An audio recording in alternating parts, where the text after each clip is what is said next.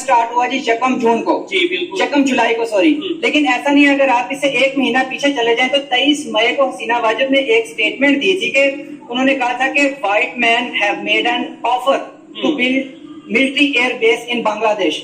White man उन्होंने किसको कहा था? यानी गोरे को ही कहा था, यूएस को ही कहा था। मिलिट्री बेसिस वही बनाता ना ये थर्ड वर्ल्ड कंट्रीज में। 1947 में जिस तरह पाकिस्तान में कहा जाता है कि 22% माइनॉरिटीज थी, हिंदू कम्युनिटी में उसका एक बहुत बड़ी उसकी वो थी परसेंटेज थी, तो इसी तरह ये कहा जाता है कि जो कि अब शायद 1% या 2% रह गए हैं। बांग्लादेश में भी 1947 में 14%, 13 से 14% हिंदू कम्युनिटी थी, जो कि आज के टाइम में ऑलमोस्ट 8% रह गई है। ये पिछले 2-3 दिन में जब ये सारा हंगामा हुआ है, इसमें चिटागोंग में एक टेंपल को अटैक किया गया जिसका नाम श्री कृष्णा टेंपल है। इसी तरह एक मौलवी बाजार उनका कोई इलाका है, उधर भी एक टेंपल को अटैक किया गया, अपना काली टेंपल के नाम से कोई टेंपल है। एक हिंदू पुलिस कांस्टेबल का मर्डर किया गया।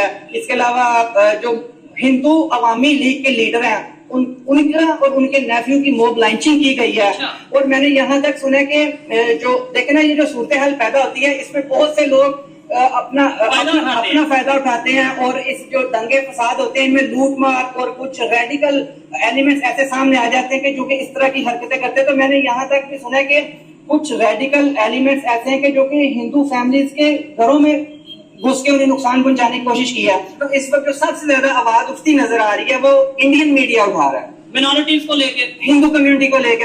बाकी माइनॉरिटीज का अभी तक कोई खबरों में जिक्र तो नहीं आ रहा, लेकिन हिंदू कम्युनिटी का बहुत ज्यादा जिक्र आ रहा है। किसी की गलतियों से सीखना चाहिए, और ये तो ऐसी गलती है कि जिससे बहुत सारी जानें गई हैं, बहुत सारे नुकसान हुए हैं, और आगे पता नहीं क्या होगा। ठीक है। सेकंड में अगर हमें क्या सीखना चाहिए, हम सब पाकिस्तानियों को और हमारी गवर्नमेंट को, हमारे स्टेक होल्डर को, हमारे इंतजामिया को, हमारे सियासतदानों को, और प्लस हमें भी आवाम को भी, कि हम मिल बैठ के एक पॉजिटिव तरीके से मुल्क को लेके चले। वरना हालात तो ऐसे बने हुए, हमारे तो बुनियादी राइट्स यहाँ से छीन लिए गए हैं, उनके तो बुनियादी राइट्स यानी फिर भी अगर ओवरऑल देखा जाए उनकी इकोनॉमी बेहतर थी, ओवरऑल देखा जाए उधर बिजली का जो यूनिट है वो हमसे सस्ता था, ओवरऑल देखा जाए तो वहाँ पे एजुकेशन का जो मेयार है वो हमसे बेहतर था। लेकिन हसीना वाजिद अपनी फैमिली, अपनी सिस्टर के साथ इस टाइम इंडिया में ही मौजूद है। तो इंडिया के जो नेशनल सिक्योरिटी एडवाइजर हैं डोवल साहब, उनकी मुलाकात भी हुई है, लेकिन अभी तक ऑफिशियल कोई स्टेटमेंट नहीं आई। अंदर की खबरें मतलब ये आ रही है, लोग अपने पास एक बना रहे हैं कि ये बात हुई होगी कि हम हसीना वाजिद को इनकी सिक्योरिटी का ख्याल रखेंगे जब तक इनको इनकी नेक्स्ट डेस्टिनेशन पे नहीं पहुंचाया जा सकता। और हिंदू कम्युनिटी को लेके मेरे, क्योंकि इस टाइम मैं मौजूद हूँ जैन मंदिर लाहौर में। हसीना वाजिद साहिबा के बेटे ने कहा कि Bangladesh will be the next Pakistan, तो उसने बिल्कुल ठीक कहा। अच्छा, हाँ बिल्कुल ठीक कहा उसने। आप उसका तर्जुमा गलत कर रहे हैं। उसने कहा कि बांग्लादेश का हाल भी जो है ना वो पाकिस्तान जैसे ही होगा।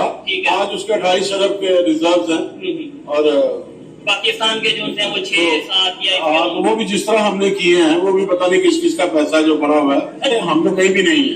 अच्छा, तो हम मुकाबला अपनी पब्लिक को तो यही बता सर, पब्लिक को आप जो मर्जी बताते रहे, 60 रुपए यूनिट आप बिजली का यूनिट देंगे तो आप उनका मुकाबला कर रहे हैं।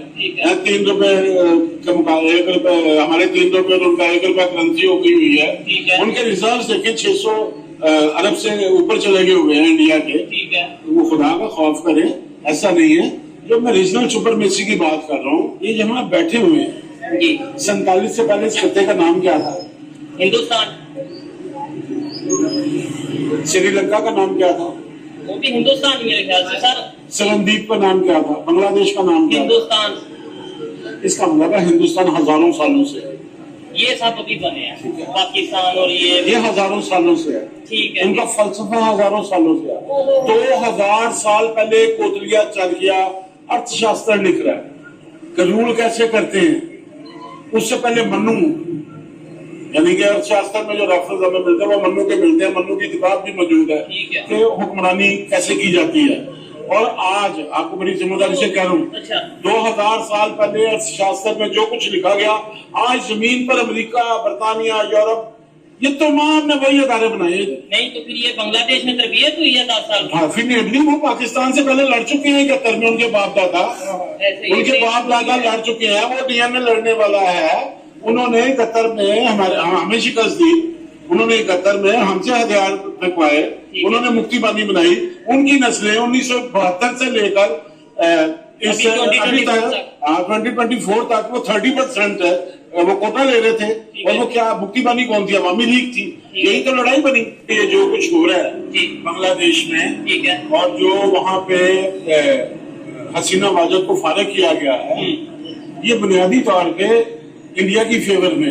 اچھا یہ بالکل غلط ہے کہ وہ اس کا انجام ہی ہوگا یا نیتن یاہو کا یہ ہوگا یا وہ ہوگا. یہ جنگ جب شروع ہوئی تھی تو اس وقت بھی انہوں نے بڑے الٹے سیدھے نعرے لگائے تھے اور لوگوں کی نسلیں برباد کروا دی اور پوری مسلم امہ میں سے کسی کو غیرت نہیں آئی. آپ کے لیے اس میں خوشی والی بات کون سی ہے مجھے یہ بتائیں.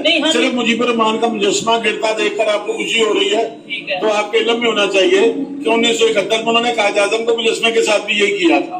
اس میں کوئی پریشانی والی بات نہیں ہے. توڑ پھوڑ کی ہے, لوٹ مار کی ہے. ان کے مطالبے کیا تھے, ان کا مقاصد کیا تھے, ان کا ٹارگٹ کیا تھا, یہ آغاز میں کلیئر نہیں تھا. ٹھیک ہے, جب یہ سٹارٹ ہوا پروٹیسٹ وغیرہ, جب یہ سٹارٹ ہوا تو سٹارٹ تو یہ بچوں کے پروٹیسٹ سے ہوا نا.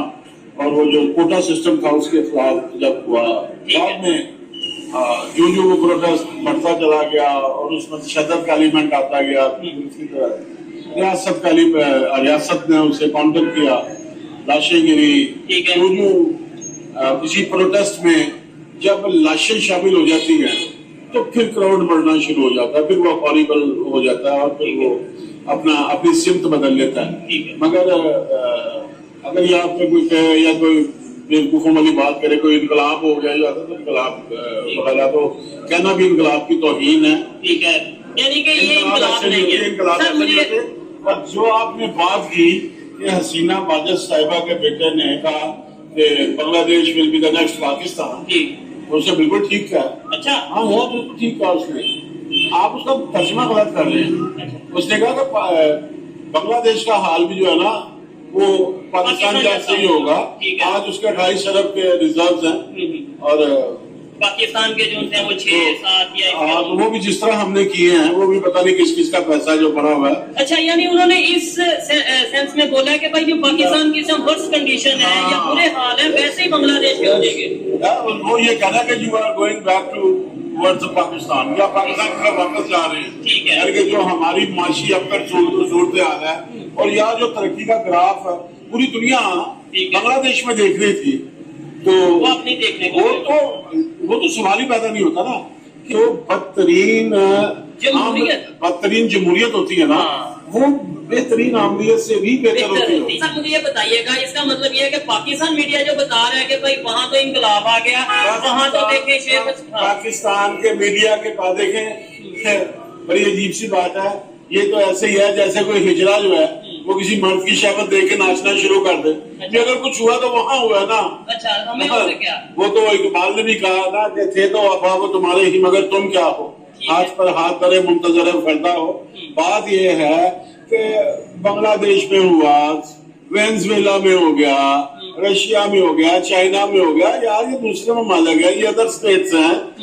آپ کے لیے اس میں خوشی والی بات کون سی ہے مجھے یہ بتائیں.